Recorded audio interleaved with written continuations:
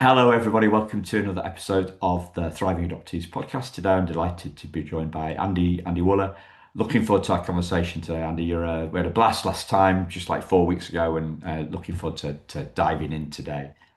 So, listeners, Andy's a fellow adoptee, and we're about the same vintage, with the same generation. You're 57, if I remember my notes right. I'm just Yes. 59, just a couple of years ahead of you, you spring chicken, right? Uh, welcome to the show. Looking forward to our chat today, Andy. Thank you, Simon. I'm happy to be here. I love what you do. I love the podcast, and yeah, I'd love to share my story and maybe give a voice to some folks who haven't seen it a certain way yet. Yeah. As we've been a little bit around the houses, listeners, where we were going to kick off for the podcast, but we came back to kind of my first instinct was a phrase that Andy came up with when I spoke to him uh, a couple of weeks back, and the phrase, the two words that you mentioned were comfortably comfortably unresolved. And that seems like a bit of a contradiction in terms. And it seems like, well, I can't be comfortable. Society would say I can't be comfortable until I'm resolved, right? So that's why it jumped out at me there. Is it a dichotomy there? A contradiction in terms. There's something going on there, but what does it mean? I'm just mentioning two words, but what what what do those two words mean to you? Yeah, so it's a point that I reached emotionally uh, two big times in my life. With regards to my adoption story.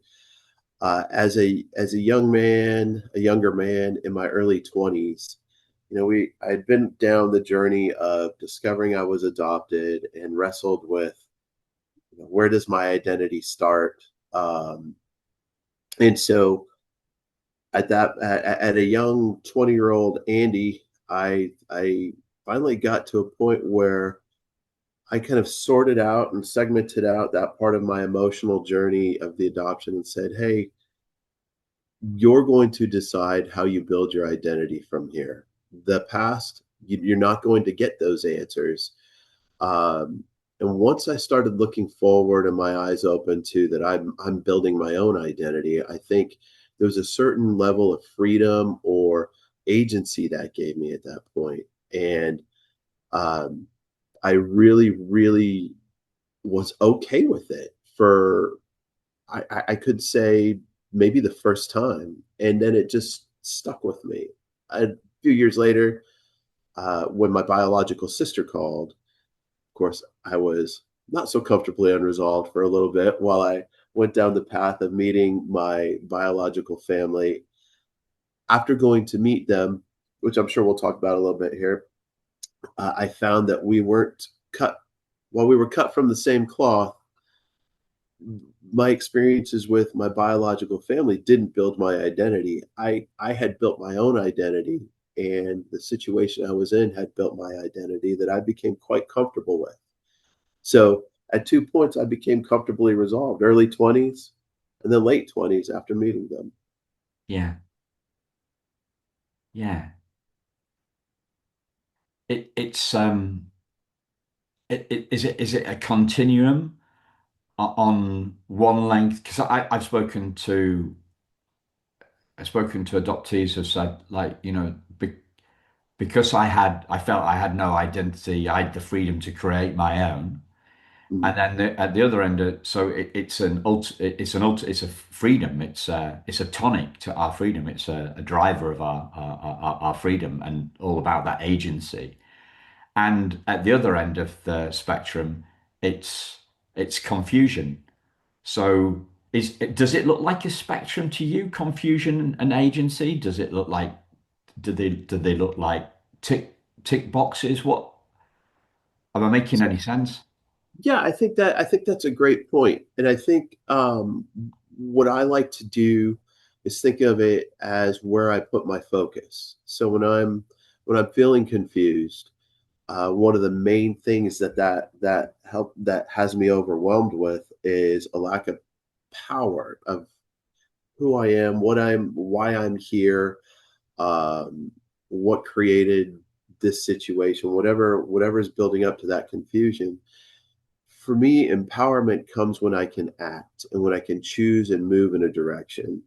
So I think that being comfortably unresolved is a lot of moving your focus to where you need your focus to be. So, in the terms of my adoption story, becoming the man, becoming the husband I want to be, the father I want to be, making choices is something that I'm empowered to do. And I'm able to start with, I know you focus on freedom. I call it agency. I think it's all different terms of the same thing, that I can start at this point and move forward and create the rest of my life. And I know that sounds like, cereal box wisdom sometimes, but it is really empowering to say, hey, these choices and the movement towards what you're focusing on is really important. So when I say comfortably unresolved, or when I say um, comfortable with my own identity, I'm really focusing on the agency of choosing where I move. And I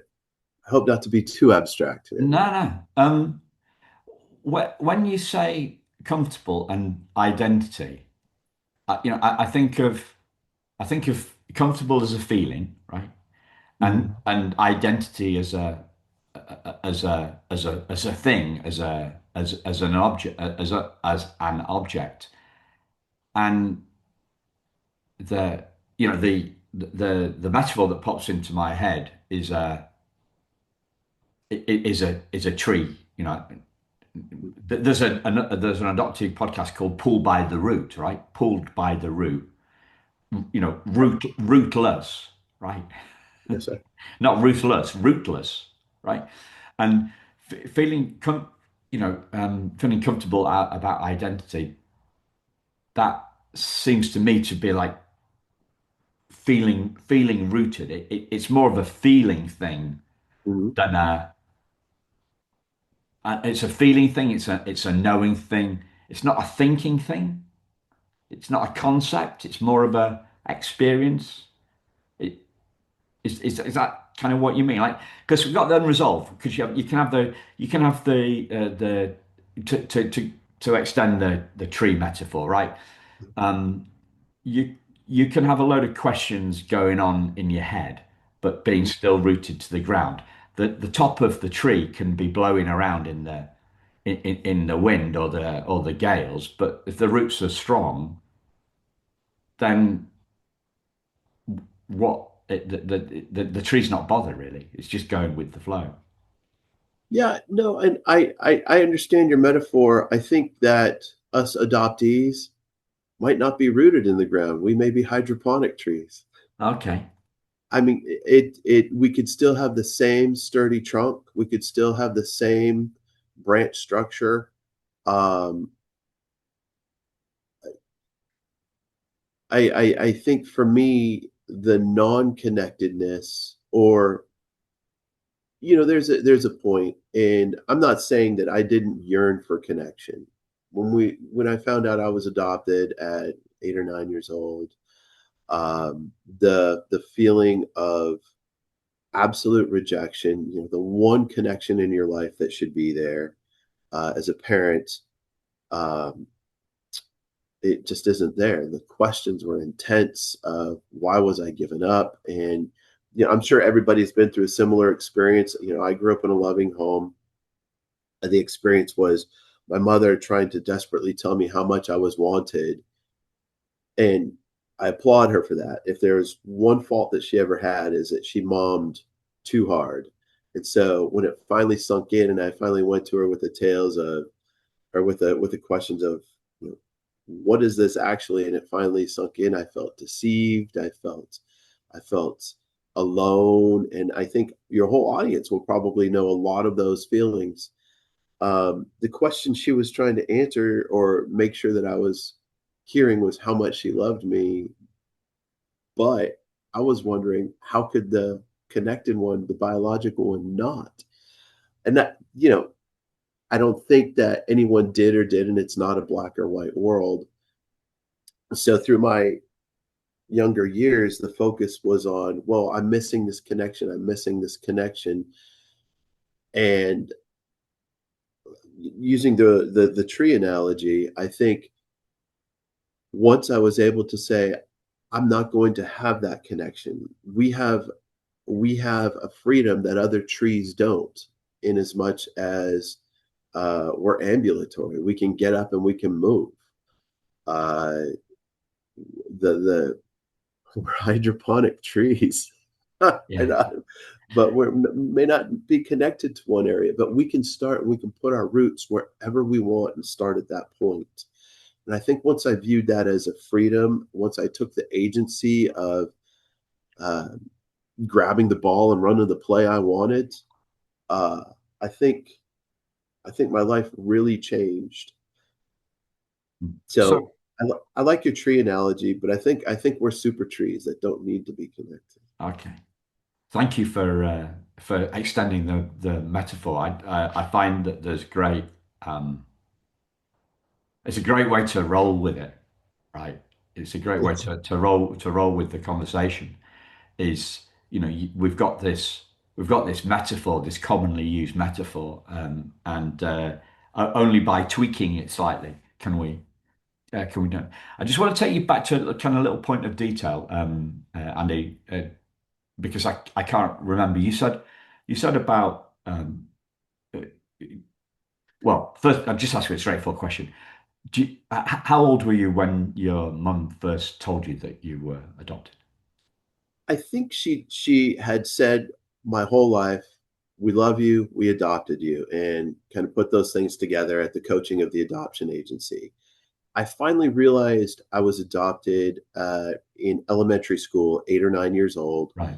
My sister had gone and spoken with her friends and said, yeah, my parents aren't my real parents and all these things.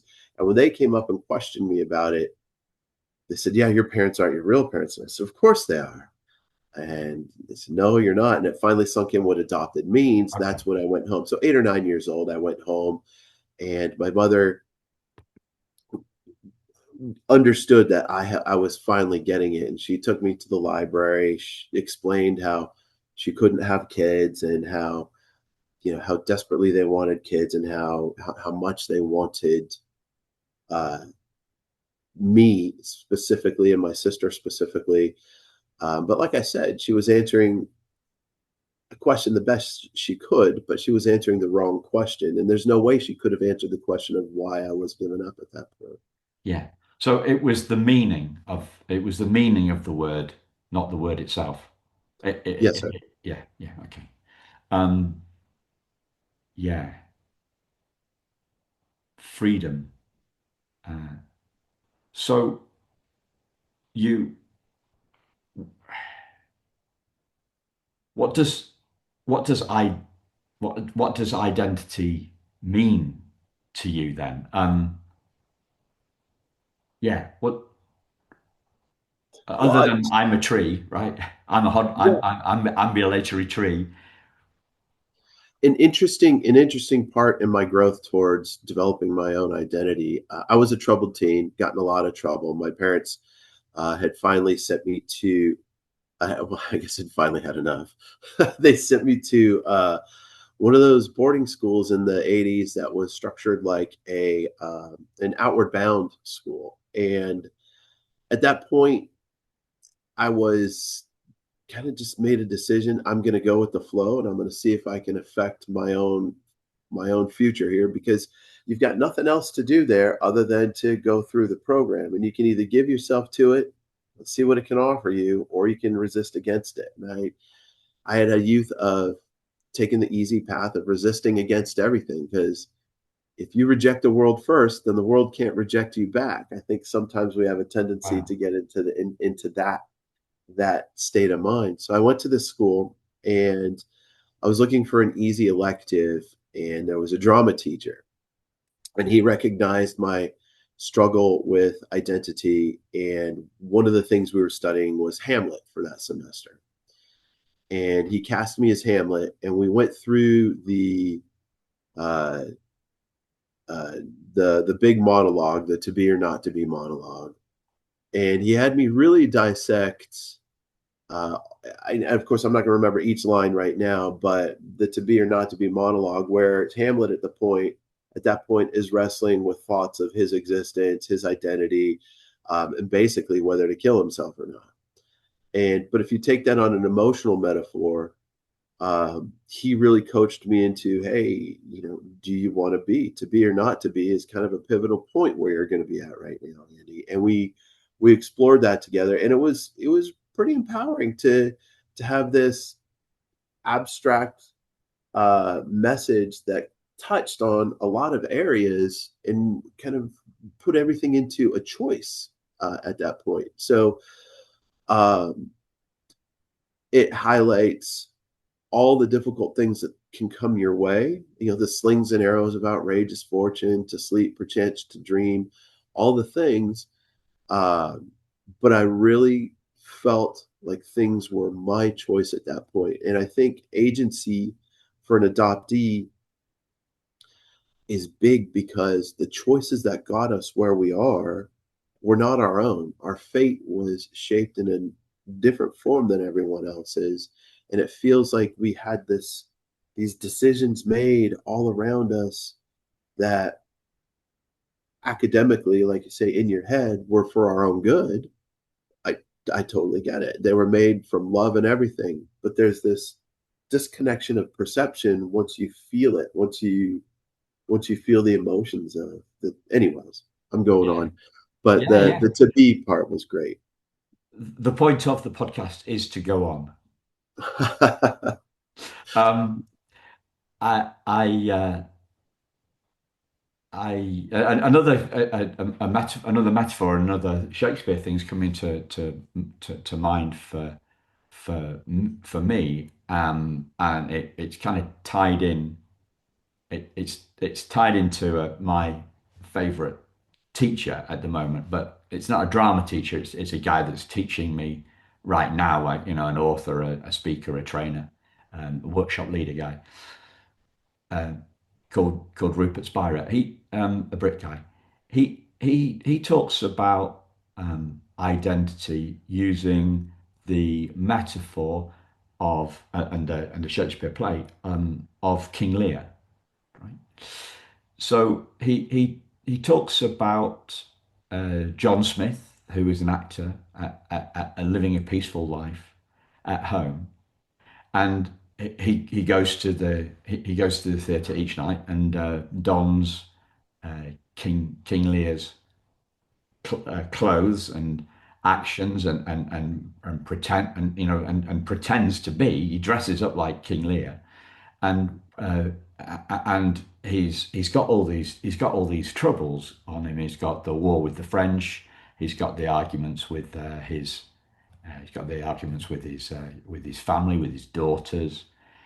And then at the after the evening's performance, he goes back into the dressing room, and a friend comes in to speak to him and says, "How are you doing? That was great." That was great. How are you doing? And he starts talking about all the problems that King Lear has, right?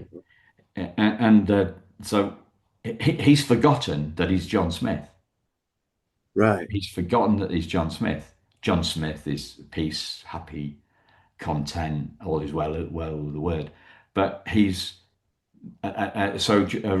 Rupert Sparrow is saying we're John Smith. We just think we're King Lear. Interesting.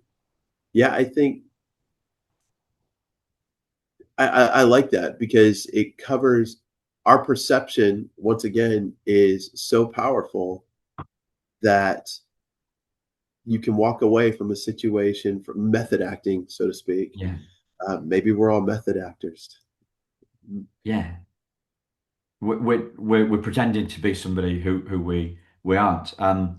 I heard you talked about perception. I heard a great phrase yesterday on a podcast. I think that I was listening to, and I think I might have mentioned it on a recording interview I did yet last night, and it was perceptual humility. Perceptual humility. Basically, it's holding, uh, being a little bit more cautious about how we see the world, realizing that we've got glasses on, right? We've got, Yeah. and especially, like we've got trauma glasses on. So you talked about rejecting the world, rejecting the world before it rejects me, and I'm getting goosebumps with it, Andy, because I was thinking about a girl that I went out with, 1989, 89, maybe 90, and we had a bit of an argument, and I wasn't in the best place. I'd been away on business for the weekend. I hadn't slept well. I'd had late nights, and we had this argument. And when she rang, so I went off, and I can't remember exactly how we kind of left it, but when she rang work the next day, so the argument was a Sunday night, right? She rang work the next day about 5:15, and my dad answered the phone because everybody else had gone. It was just me and my dad were left at work. And my dad said, "Oh, it's Lucy on the phone for you," and I wouldn't take the call. I wouldn't take the call. So I was thinking, what if I had taken the call? Right. Yeah, I could have gone for a. Was she ringing to kind of make up? Right. Was she ringing to make up? Was she ringing to confirm it was? You don't ring to confirm it's over, do you? You ring to make it. So Yeah. in that moment, in that moment, not wanting to speak to her, I was considered that was it, and we kind of got to back together again in a couple of a couple of months later, but it was always off there, and but when she fast forward 5 years maybe, when she found out that I was getting married to Lynn, a friend of mine told her, and she cried. Oh, She cried. So, like, rejecting others before we before yeah. they can before they can reject us, or I call it the yeah, what is it, the expectation of rejection. we'll, we'll So we'll get our rejection in first, right? and I think that's, I would understand if that was a commonality amongst adoptees. Part of my part of my growth, or part of my processing through this, was adoption began with my perception of adoption is my life began with this life-changing decision made for me. So I desperately look for these ways to control it. And I espouse agency as this great thing of building our own path, building our own creation. And that's a plus to it. But I think that plus also comes from this fierce protection of wanting to control a situation, because it so intensely felt like I was out of control of these things that I thought were basic staples in life. These things should be this way. So I controlled my boundaries, I controlled my relationships, and with relationships I couldn't control, just like you and your dating in the phone call in 1989, the your way of controlling, as I see it, was not taking the call. So now, instead of going through what could have been a painful conversation, you controlled it and made it your choice. And I think, for me at least, I look at my teenage years and I look at some of the ways I dealt with relationships, and rejecting others before they reject me first. Maybe I'll control whatever situation I'm in. Whether it's being a performer, or being a joker. Right now, it's being a writer. Right? But I'm controlling the narrative in every way I can, and it's agency, but it's also a little bit of control. Um, I think once I realized that my story really belongs to me at this point, um, there's a way to do it without rejecting the world. And I think that's an important switch that I figured out at one point. But it's hard not to fall back into that. When you get a relationship that has struggles, when you get all these things, you just want this control. And I'm married. I Yeah. have kids now, and marriages don't work with control. Marriages work with other things other than control. So that's been a huge growth for me. Um, and being a dad, you have to tell me who's going to control their kids. It's just not going to happen. So you have to get okay with these things. Yeah. Uh, you know what? As as we've been talking about identity, right? I was, I'm thinking about adoptive parents saying, and courses for adoptive parents talking about um, helping kids resolve their identity, and you know, they, good luck with that, right? Right. Yeah, if you think you can, if you think you can control it, if you think you can control your kids, you're off, right? But if you can help, if you think that you can resolve it for them, they're gonna have to, we're gonna have to resolve it on our own. It's our own. Maybe they give us some prompts or some questions. I don't know, but the resolution of identity is Yeah. Circling back to the comfortably unresolved, unresolved and identity and all that. First off, unresolved doesn't mean broken. You know, healing and going through all these. Like, as a parent, I want my kids to be okay, and I think the adoptive parents want to give some philosophical outline that has the adoptee just feel better and feel comfortable. And as a parent, I want to see my kids comfortable. I don't want to see them wrestling with that. But I think we need to be okay with the fact that healing is not a permanent finish line, and that's what I mean by comfortably unresolved. We need to let them continue to process um, as parents through there. And I think is something that I highlighted a little bit in my book was when as a child, when I would meet other parents, when I finally understood what adoption meant, it wasn't like I was a broken kid crying in the corner every day. It hurt. And there were some times where I probably could have, but it was just this slow burn, this elephant in the room that no one else could see. And, uh, that you would go into these conversations where the other kids or somebody would say, "Oh my gosh, you look so much like your dad. You and your brother could be twins," and all these things, these physical connected things that had you just not connected to the others. So you'd get this slow burn. You'd get this slow burn, these reminders that are going to come up for the rest of your life that, you know what, I'm not connected. And as a parent, I'm not going to be able to wave a magic wand. And my mom wasn't able to wave a magic wand. And when I say my mom, I mean my adopted mom. clearly. She wasn't able to wave a magic wand to say fix his pain. She wanted to. And the misnomer, I think the big I'm at a loss for words. The big perception there is that love is going to fix everything right off the bat. If I tell my son I love him enough, he's going to know. He's going to know, and it's going to fix everything. It's not. And I think kids need to talk through things. I think young adults need to talk through things. It's going to come up here and there where the disconnectedness is going to hurt. So that's kind of what I mean with comfortably unresolved. Peace doesn't require perfect closure. Peace requires a perception of I'm okay with it.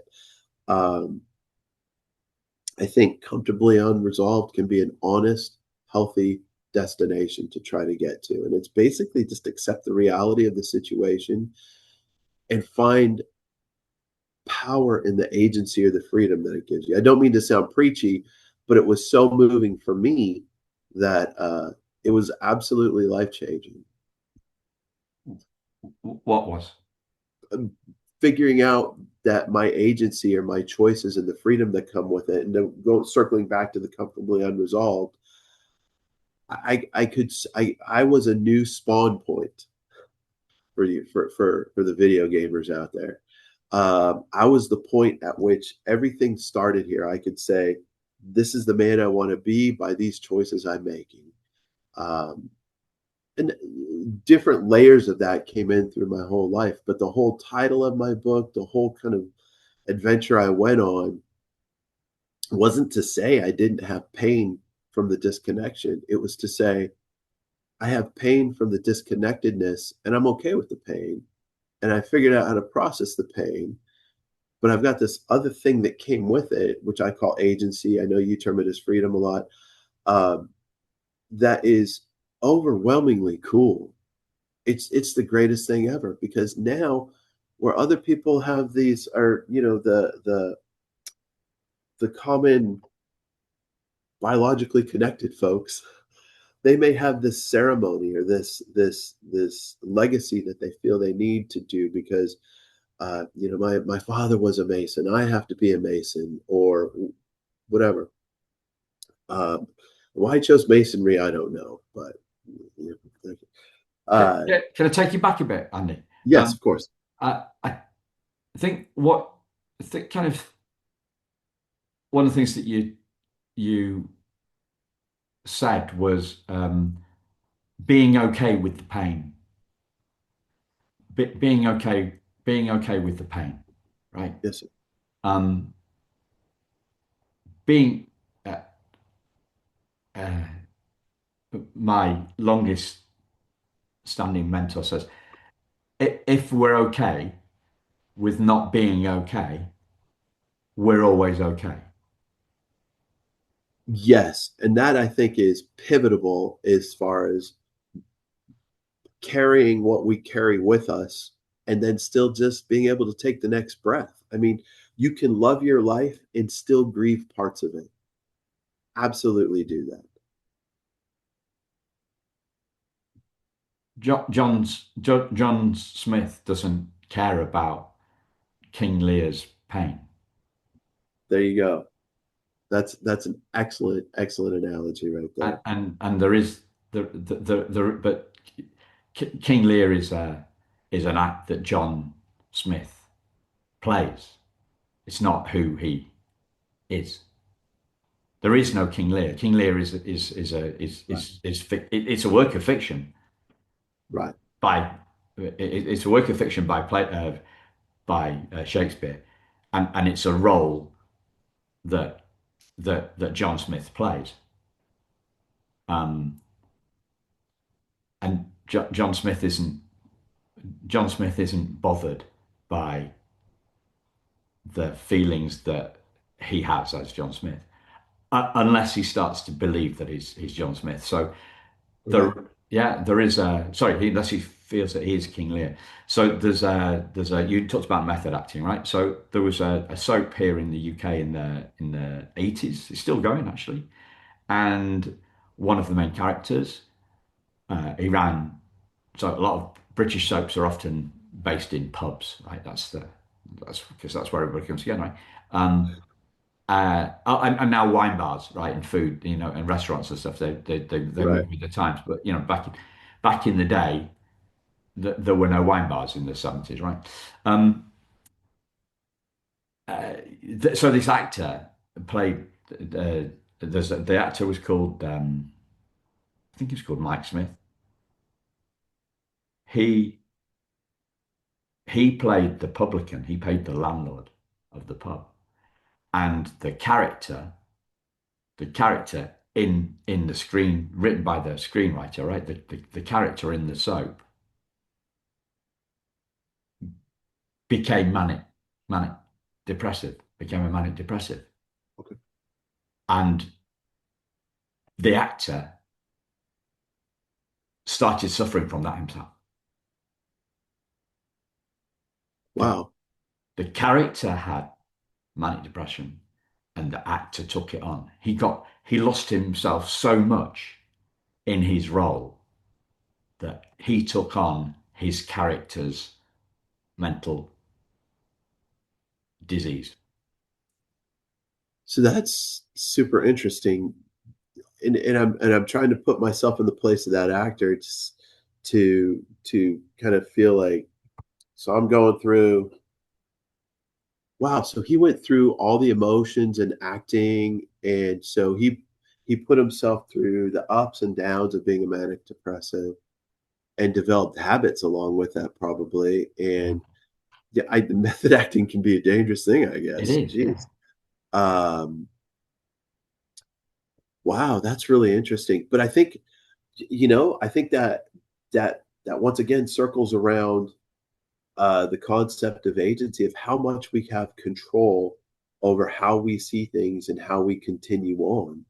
I mean, if we develop the wrong habits, if we put our focus in the wrong place, maybe we can fall back a little bit into clinical depression or whatnot. And I'm not saying, we have complete power about what's around us, but we do have complete power about how we see it and how we act with it. And I think that's the central point of my story, is um, that if I had stayed there in the unhealthy habits that I was in, I don't think that I would have been able to lead a happy life. But once I turned my disconnectedness to where I needed it to be, basically choices moving forward and whatnot, instead of method acting, maybe I would just became a different type of actor.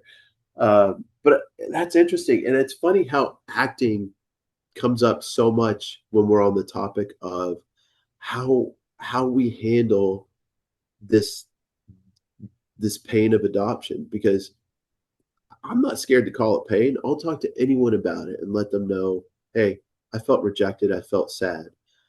But it's not so common out there that you can just discuss it with anyone. And then I find that other folks get stuck in it sometimes. I think acting allows us to move through it. Oh man, I'm just talking. I'm going in all sorts of directions here, but Yeah, that's well, that. that's the point, mate. I've been looking at your guitars on the wall behind you, right? Yes, But like one's a flying. Do they call it a flying V or something? Is that what it's called, right? I don't yes, know where I picked that up, but you've also got like a strange one next to the flying V. Sorry, listeners, if you obviously can't see this, but right. So, but they're electric guitars, right? yes, sir. So perhaps not the right metaphor for perhaps an incorrect metaphor for a rock guy. But I was thinking about Gloria Gaynor, but she's clearly disco rather than rock. And I am what I am. I Right. am my own special creation, right? And I don't know the rest, but yeah, I was that I was will the survive. I will survive. Yeah, I am no special, and I will survive. Yeah. And for some reason, I don't know whether this is in the UK, the US, both or what. That's quite an iconic song amongst the gay community. Oh, Uh, okay. yeah, I am what I am because obviously they're in the minority, Yeah. and I will survive. So it's empowerment for them. So I think what they're saying is she's mirroring how they feel when society wants them to be straight, Right. and they don't they don't see themselves as straight. They don't identify as straight. Whatever the word is, right? I'm not knocking, Right. but it's about freedom to be okay in a minority. And people say, well, there's loads of adoptees, but we're still a tiny minority. Whatever we are, half a Right. percent, 1%, 2%. Like it's a tiny minority, and a lot of people get cheesed off about that. We're not.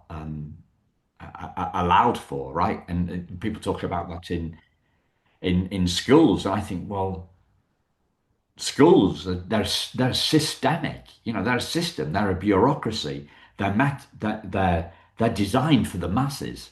They're not designed for the minorities. But we want them to fit our minority. Well, yeah. Good luck with that. Good luck with Right. that. You know, it's part of the 1% trying to change something that's set up for the 99%. And the bureaucracy is set up for the masses and they're set up not to change. So getting frustrated with the fact that they don't bow to our needs. I mean, you're barking up a completely wrong tree. You're in the wrong bloody forest, right? You're at the lake. You're not even close to be barking up the wrong tree. You're in a desert. There aren't any trees. Yeah, I think you hit the nail on the head there. I think you really nailed it there because again, you can change the way you view it. You can change your interaction with it as much as you want. You're empowered to do that. But swimming upstream or changing the other 99%, that's a journey that's going to be pretty hard uh, when there's simple choices that come with, hey, handle your own part of it. And I think, not to sound like, tough love guy or whatever, but I really think uh, figuring out how to navigate something you cannot change is something that I had to do to get comfortable with it. Again, comfortably unresolved, right?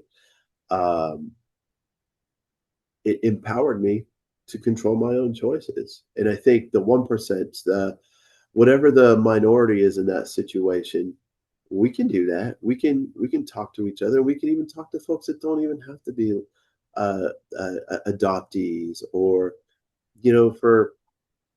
for folks that aren't straight, or LGBTQ. Whatever the minority is, you can find your support groups to just be you. And I don't think I think the first switch that you need to kind of flip over is that it's not the world's responsibility. It's my responsibility to get comfortable with it. And once I was able to do that, uh, it was absolutely life changing. I know I'm kind of saying the same thing, but it was so incredibly empowering. I like your 1% to 99% analogy as well. Um, I'm getting identity here as perhaps more about how we are than who we are. What I mean by that is whole, right? Whole with a W Oh, at the start of it, right? Um, so identity is a many layered thing. Um, what does I'm on a bit of a roll with musical references here, and I'm uh-huh. thinking from the '60s. I guess it's American. I don't know who it is, but there was a song called "Love Is a Many Splendid Thing," right? Uh-huh. Love is a many splendid thing, and I'm thinking identity is a many layered thing,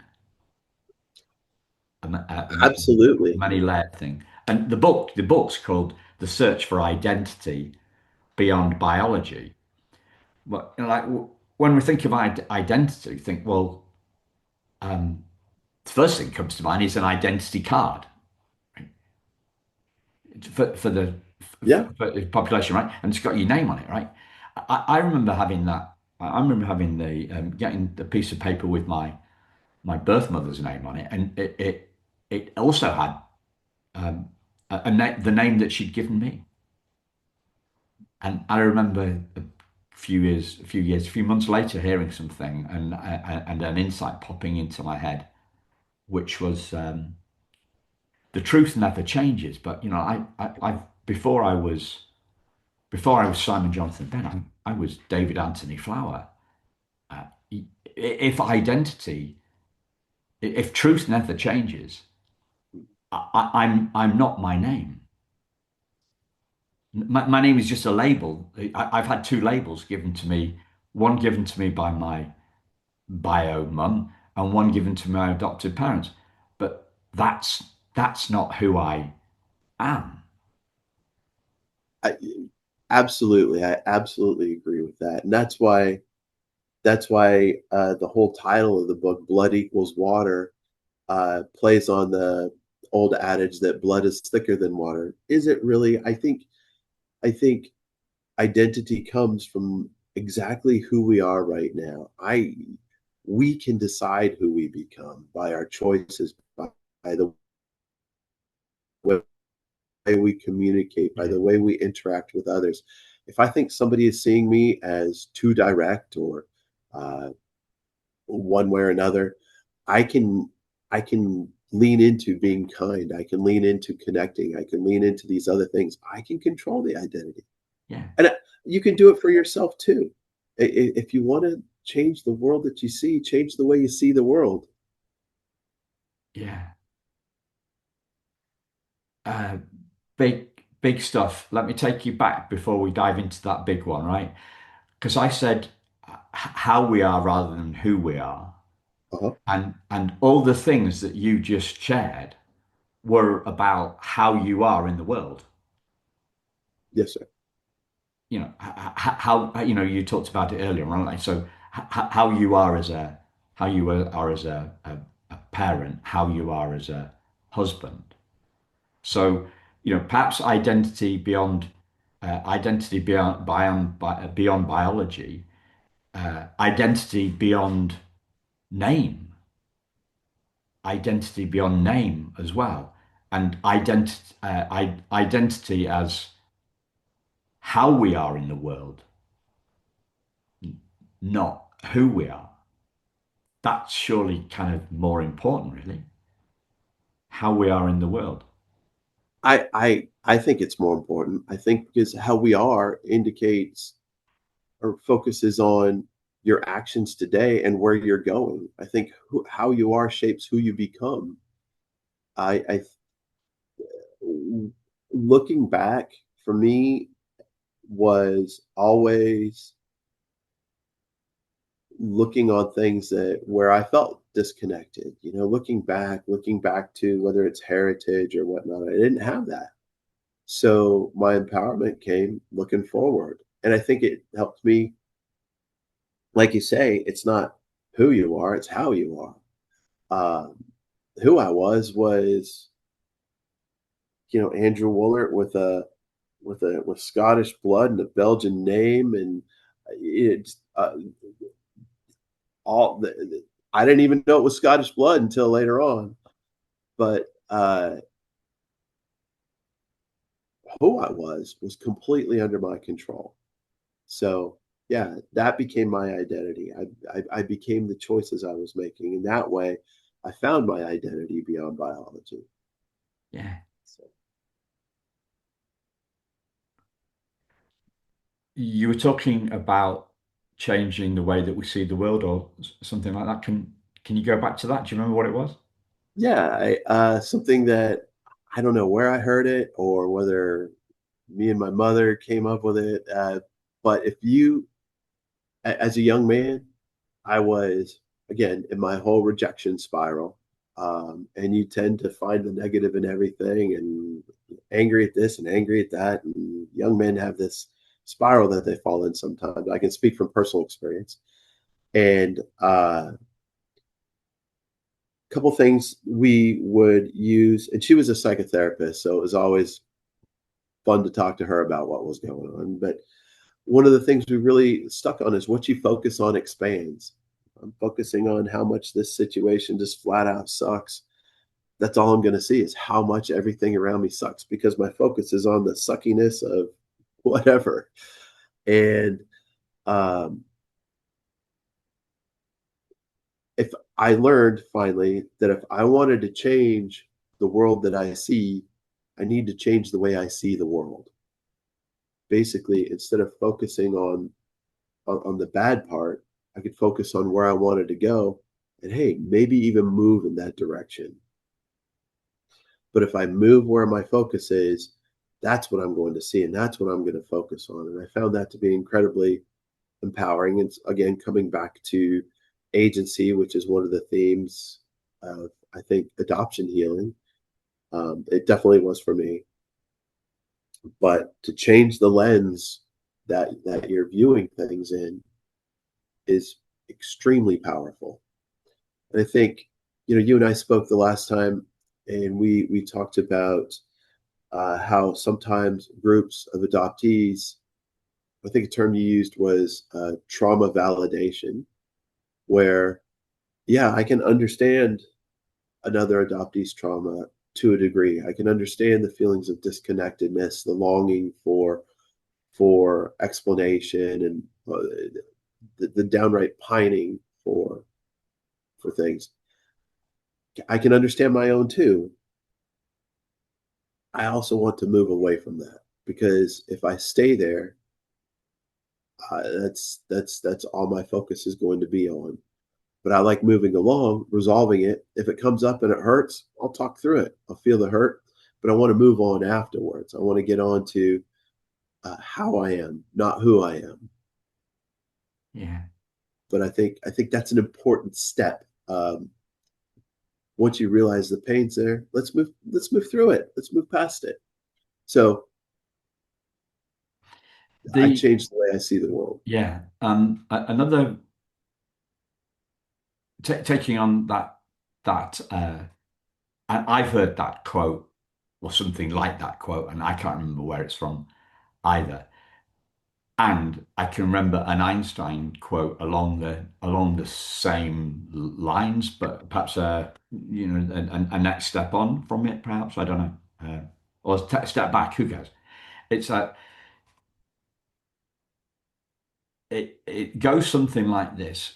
The biggest question that we can ask ourselves is the world for us or against us? Interesting. So what do you think it is? Do you think the world's for you or against you? Well, it depends what sort of frame of mind I'm in. Yeah, I get. I don't know that it could be either, but that's a. I know there are days where it feels like it's against me. Yeah, yeah, that's it. It varies, right? Our our view of the world, our view of the world changes. It does change, but if we, I think it's more to do with what we know deep down. So our opinion might change, but our wisdom doesn't. Do you see what I mean? Yes, sir. So do we know, do we think deep down, do we think deep down that the world is for us or against us? And another way of looking at the same question slightly differently um, is didn't, this happened for me. It didn't happen to me. This happened for me. It didn't happen to me. Well, that is a strong pivot. That is that's profound. I really like that. That is a strong pivot. Wow. But it's on the same path of I'm going to take this and I'm going to reshape it and make it my own. That's a very, very cool pivot. You know, I get lost. I get lost in the detail yeah, of this conversation. So if somebody can put it to me on, what on what would you call them, bumper stickers or something? yeah, Yeah, yeah. back. Bumper Yeah, stickers. yeah. If you can put it on a bumper sticker, I I, I sometimes I get really frustrated with waffle around this space, and I get frustrated with my own waffle. Yeah, Right? I want to kind of really make it really crisp.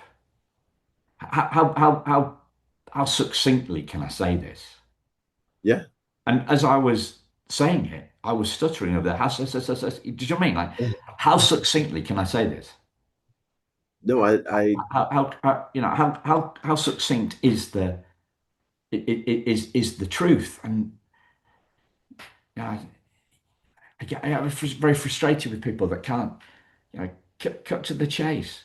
I find myself arguing, and no, I preempt this, right? I preempt this with Chat GPT because that's a bit waffly, right?